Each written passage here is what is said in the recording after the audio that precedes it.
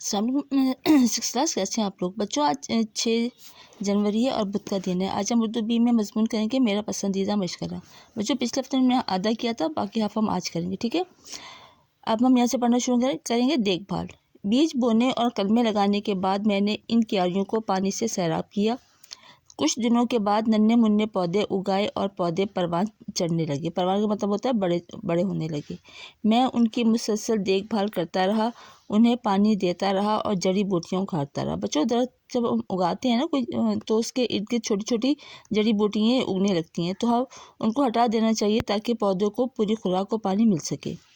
باغیچے کا پروان۔ اس طرح میری مسلسل محنت اور دیکھ بھال پھل لائی اور باغیچہ اپنے پورے جوبن پر آ کر لہلہانے لگا۔ اس میں تتلیاں آ کر بیٹھتیں تو عجب دلکش سما پیدا ہوتا۔ اسی طرح سبزے کی ہریالی اور پودوں کی شادابی باغیچے کے حسن کو 4 چاند لگانے لگیں۔ اس کے بعد ہے پڑھائی۔